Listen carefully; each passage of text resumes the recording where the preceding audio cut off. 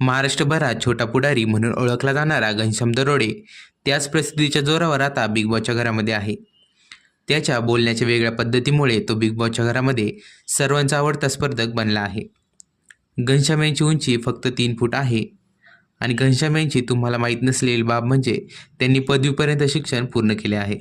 तर तो प्रेक्षकांना अगदी लहानच असल्यासारखा वाटतो. काही दिवसांपूर्वी घनश्याम यांनी याचा खुलासा दिला आहे.